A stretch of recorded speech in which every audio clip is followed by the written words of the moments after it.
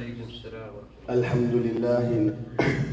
الحمد لله نحمده ونستعينه ونستغفره ونؤمن به ونتوكل عليه ونعوذ بالله من شرور أنفسنا ومن سيئات أعمالنا من يهده الله فلا مضل له ومن يضلله فلا هادي له ونشهد أن لا إله إلا الله وحده لا شريك له ونشهد أن سيدنا وسندنا وحبيبنا وطبيبنا محمدا عبده ورسوله أما بعد فأعوذ بالله من الشيطان الرجيم بسم الله الرحمن الرحيم إذا جاء نصر الله والفتح ورأيت الناس يدخلون في دين الله أفواجا فسبح بحمد ربك واستغفره إنه كان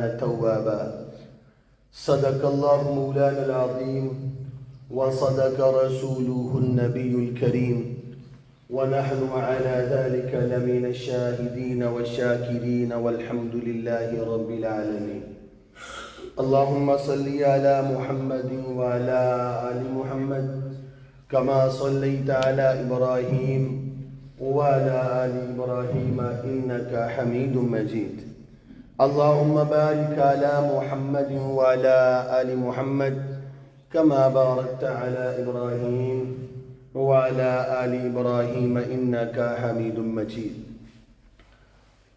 میرے واجب الاحترام بھائیو دوستو بزرگوں، اللہ تبارک و تعالی نے مجھے سورہ نصر تلاوت کرنے کا شرف عطا فرمایا اور آپ حضرات کو تلاوت سننے کا۔ یہ آخری سورتوں میں سے ایک سورت ہے اور قرآن پاک کی یہ آخری سورت ہے جو نزول کے اعتبار سے مکمل ایک سورت نازل ہوئی۔ اس سورہ کی 3 آیات ہیں اور یہ مدنی سورت ہے۔ اس سورت کے اندر بھی اختلاف ہے کہ یہ مکی ہے یا مدنی ہے، اور یہ بات بھی ہمیں یاد رکھنی چاہیے کہ یہ بات بالکل حقیقت نہیں ہے کہ قرآن کریم کے اندر جو سورہ مکی ہیں حقیقت میں وہ مکی ہیں، جو مدنی ہیں حقیقت میں وہ مدنی ہیں۔ ایسا نہیں ہے، یہ ایک اعتبار سے ان کو مکی اور مدنی لکھا گیا ہے۔ بعض صورتوں کے اندر اور خاص کر جو چھوٹی صورتیں ہیں ان صورتوں کے اندر اختلاف ہے کہ یہ مکہ میں نازل ہوئیں یا مدینہ میں نازل ہوئیں۔ بہرحال یہ صورت 3 آیتوں کے اوپر مشتمل ہے۔ تقریباً ہر مسلمان کو یہ سورہ زبانی یاد ہوتی ہے اور اس کو نماز کے اندر پڑھا جاتا ہے۔ آیت کے اعتبار سے ان کی تعداد 3 ہے، لیکن حقیقت میں یہ سمجھنے کے اعتبار سے بہت بڑی سورہ ہے۔ سورہ نصر اس کا نام، اور یہ فتح مکہ سے پہلے نازل ہوتی ہے۔ رسول اللہ صلی اللہ علیہ وسلم کو مکہ کے اندر بڑا ستایا گیا، آپ کے ساتھیوں کو رلایا گیا، آپ کو بڑی تکالیف سے گزرنا پڑا۔ تو اللہ تبارک و تعالی نے یہ سورہ جب نازل فرمائی اور یہ آخری دور میں نازل فرمائی، اور اس کے بعد رسول اللہ صلی اللہ علیہ وسلم 2 سال تک زندہ رہے، اپنے صحابہ کے درمیان رہے اور اس کے بعد رخصت ہو گئے۔ اس سورہ کے اندر اللہ تبارک و تعالی نے مسلمانوں کو فتح کی خوشخبری دی اور بتایا کہ آپ کو اللہ تعالیٰ فتح یاب کرے گا، مدد آئے گی، اور اس کے بعد پھر کیا ہوگا اس صورت کے اندر اللہ تبارک و تعالیٰ نے بتایا، اور جو کچھ بتایا خوبہو اسی طرح پھر ہوا۔ آئیے پہلے اس کا ترجمہ دیکھتے ہیں۔ فرمایا اذا جاء نصر اللہ والفتح، اے میرے نبی صلی اللہ علیہ وسلم گھبرائیے نہیں، جب اللہ کی مدد اور فتح آ جائے. یہ اشارہ دے دیا کہ تم فکر نہ کرو، یہ وقت آنے والا ہے. وَرَأَيْتَ النَّاسَ، تم دیکھو، يَدْخُلُونَ، لوگ داخل ہو رہے ہو، فِي دِينِ اللَّهِ أَفْوَاجًا، اللہ کے دین میں فوج در فوج.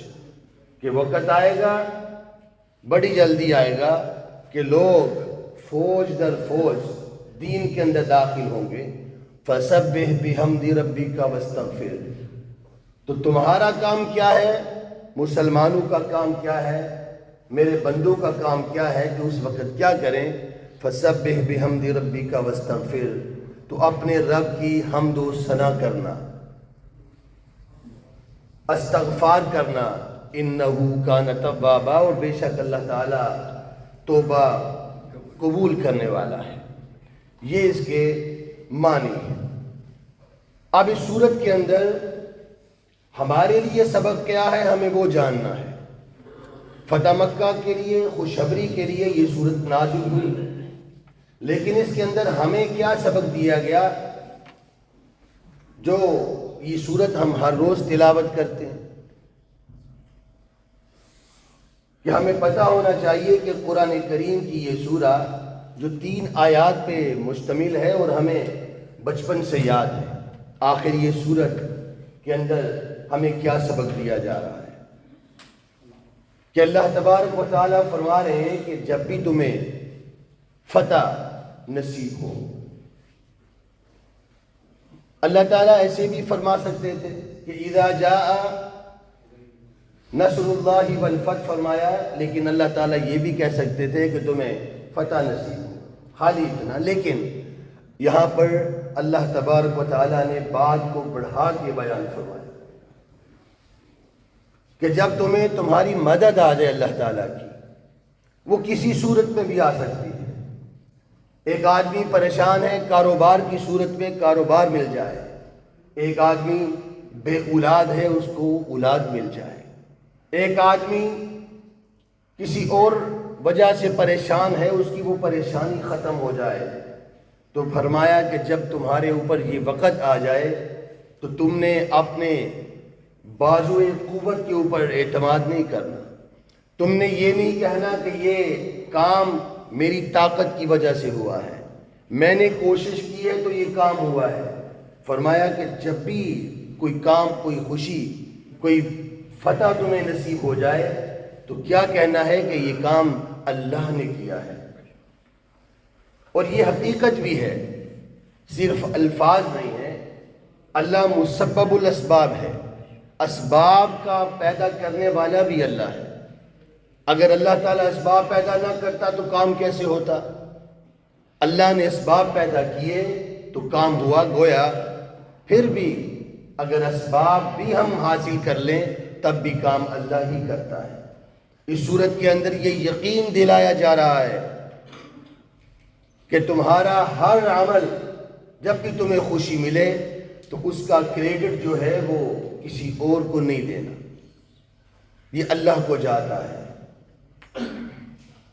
کیونکہ یہ سورہ فتح مکہ سے پہلے نازل ہوئی تو اللہ تعالیٰ بتانا چاہ رہے ہیں کہ اے میرے نبی، وہ وقت یاد کیجئے کہ جب 13 سال کی زندگی یہاں پر آپ نے گزاری تھی. کون سا ایسا دن تھا کہ جب آپ کے اوپر تکلیفیں نہیں آئی تھیں؟ کون سا ایسا وقت تھا کہ آپ کے اوپر مشکلیں نہیں آئیں؟ آپ کو پتھر مارے گئے، آپ کے جبڑوں کے اندر ہاتھ ڈال کے کھینچا گیا، آپ کو رسی سے باندھ کر گھسیٹا گیا، آپ کو لہو لہان کیا گیا. وہ سارا وقت یاد کیجیے. لیکن اللہ تبارک و تعالیٰ نے پہلے فرما دیا کہ آپ پریشان نہ ہوں، ایک دن آئے گا کہ آپ کو فتح ملے گی، آپ کو خوشی ملے گی. یہ لوگ جو آپ کو گالیاں دے رہے ہیں یہ آپ کے لیے جانیں دیں گے. ایک وقت آئے گا یہ جو لوگ آپ کو مار رہے ہیں یہ آپ کے لیے مریں گے. یہ جو لوگ آپ کو بد دعائیں دے رہے ہیں یہ آپ پر درود پڑیں گے. ایک وقت آئے گا کہ جب آپ کا بول بالا ہوگا، اس سے پہلے آپ کو ان تکالیف سے گزرنا ہوگا۔ کیوں؟ کیونکہ تمام انبیاء کو ایسا ہی کرنا پڑا، کیونکہ لا الہ الا اللہ کوئی معمولی سبق نہیں ہے۔ یہ جو سبق ہے اس کے اوپر انبیاء کو آرے سے کاٹا گیا۔ یہ جو لا الہ الا اللہ ہے، جس کو ہم تسبیحات کے اوپر ہزاروں دفعہ پڑھ دیتے ہیں، جب ہم اس کی تاریخ پڑھتے ہیں تو اس کے پیچھے انبیاء کا خون ہے۔ حضرت نوح علیہ السلام کو صرف لا الہ الا اللہ کے اوپر اتنا مارا جاتا کہ پتھروں کے اندر ان کو دفن کر دیا جاتا۔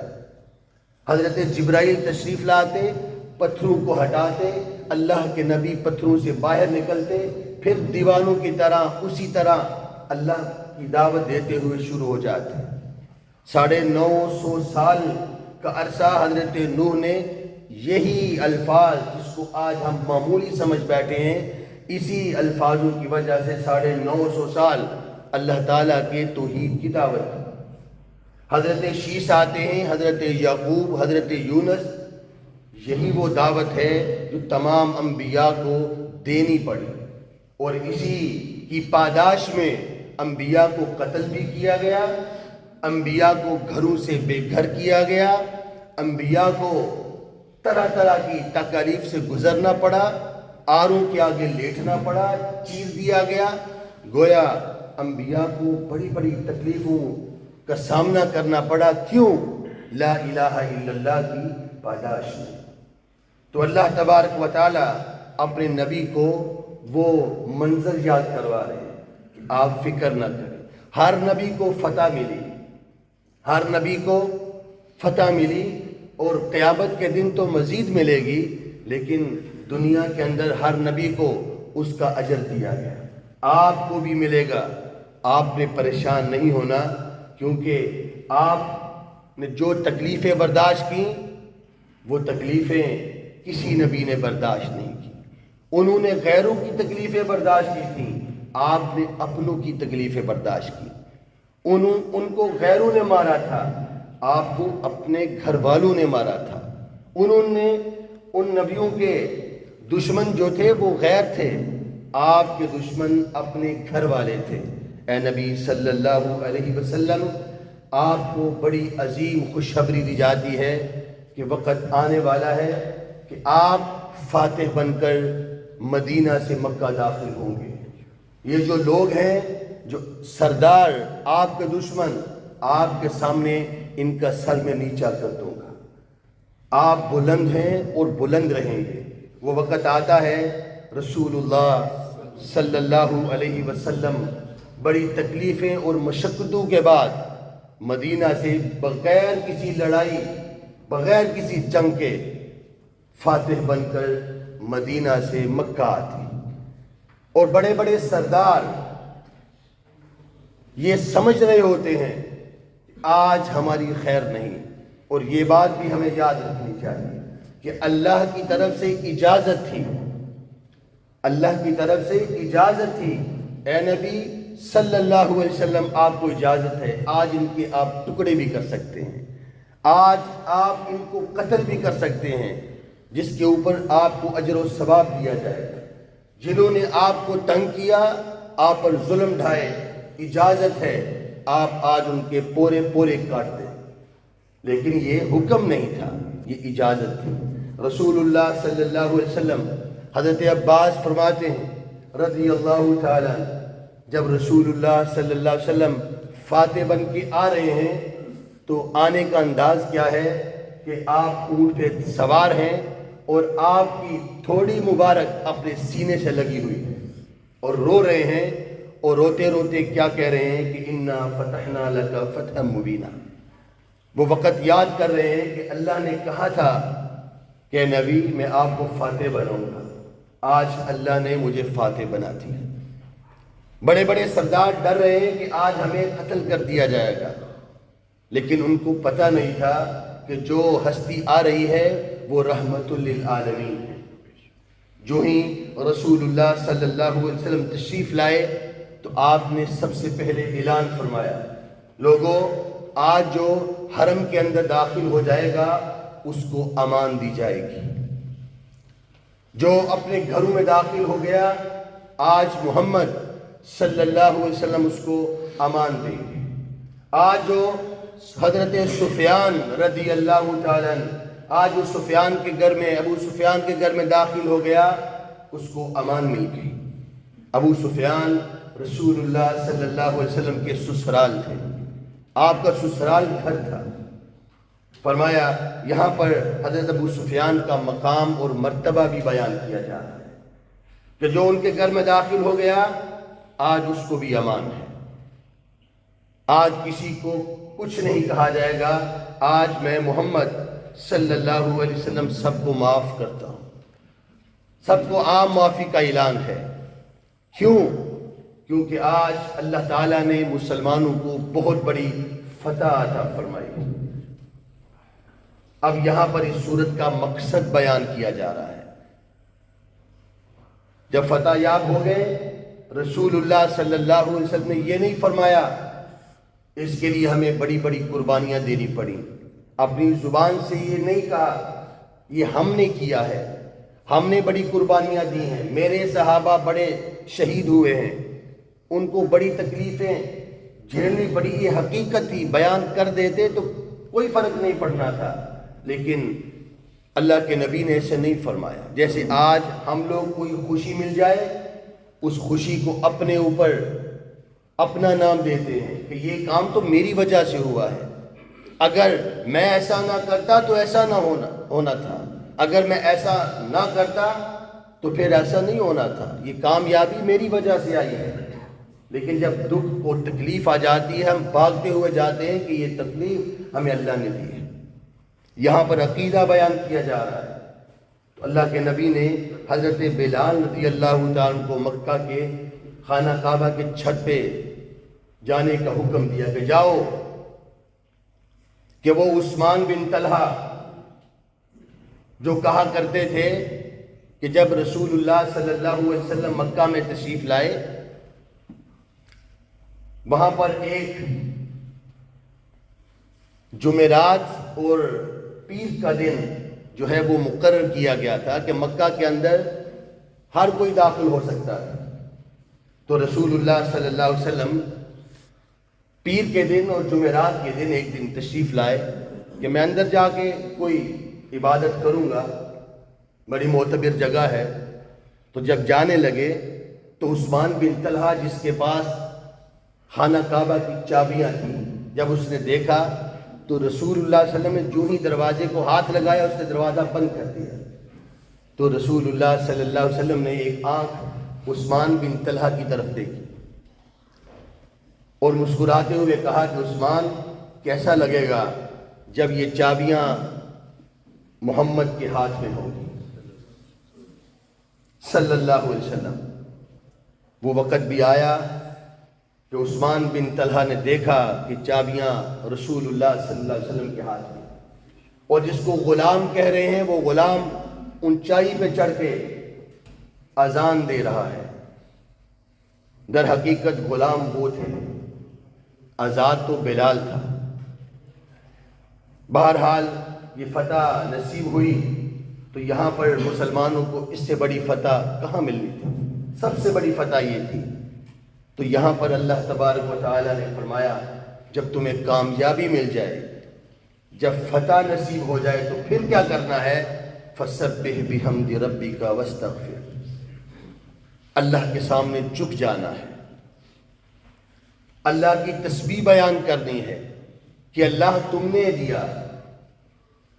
تو علماء فرماتے ہیں اس آیت کے زمر میں آ کے کہ جب تمہیں کھانا ملے، کھانا کھا کے کہو کہ الحمدللہ۔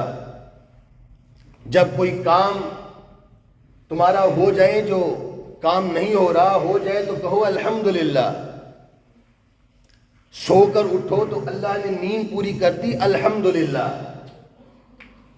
پانی پیا، پیاس بجھ گئی، کہو الحمدللہ۔ اسی لیے رسول اللہ صلی اللہ علیہ وسلم نماز کے اندر جب یہ آیات نازل ہوئی تو امی عائشہ فرماتی ہیں اس کے بعد جب 2 سال تک زندہ رہے رسول اللہ صلی اللہ علیہ وسلم، رکوع میں بھی اور سجدے میں بھی کیا کہا کرتے تھے؟ سبحانک اللہم و بحمدک اللہم اغفر لی. ایک روایت میں سبحانک اللہم و بحمدک استغفرک و اتوب الیک. یہ رکوع کی تسبیحات بھی ہیں اور یہ سجدے کی تسبیحات بھی ہیں. فرمایا کہ یہ ان آیات کے بعد رسول اللہ صلی اللہ علیہ وسلم ہمیشہ یہ پڑھا کرتے ہیں اور حکم دیا کہ جب بھی تمہیں کوئی خوشی ملے، جب بھی تمہیں آسانی میسر آئے تو تم اپنے اللہ کے آگے جھک جاؤ اور شکر الحمدللہ کہو. یہ جو شکر ہے یہ انسان کے تکبر کو مارتا ہے. جب آدمی شکر کر دیتا ہے تو پھر آدمی کی میں مر جاتی ہے. پھر آدمی یہ نہیں کہتا یہ کام میں نے کیا.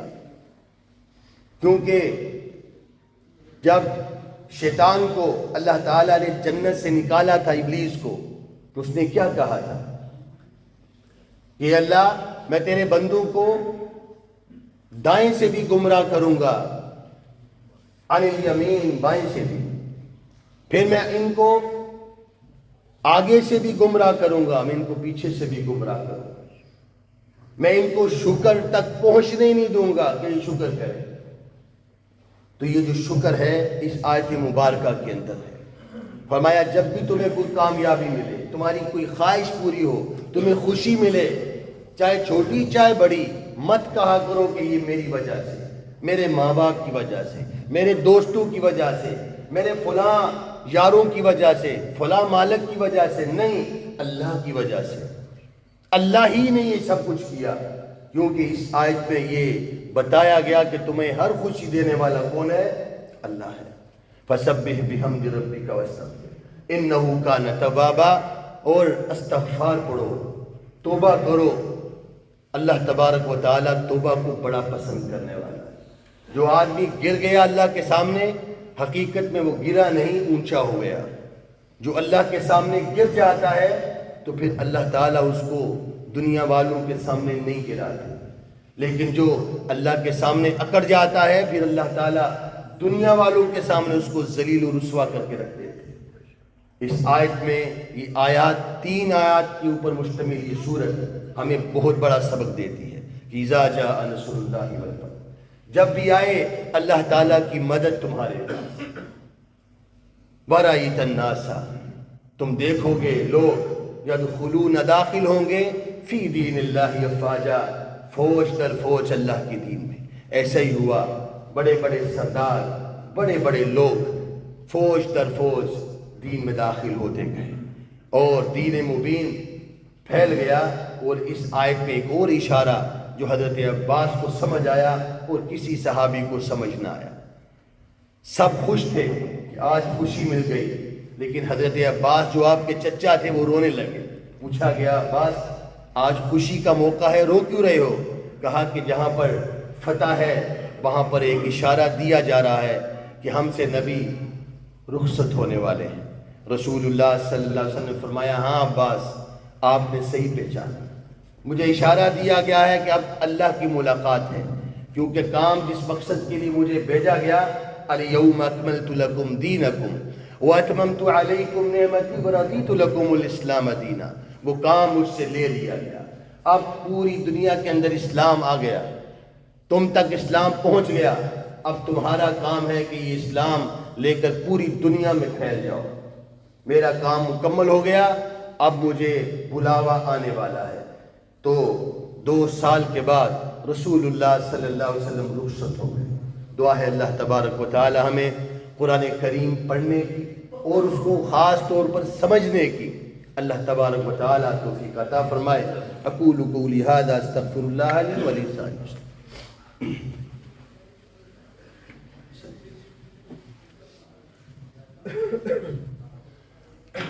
الحمد للہ نحمده ونستعینه ونستغفره ونؤمن به ونتوکل علیہ ونعوذ باللہ من شرور انفسنا ومن سیئات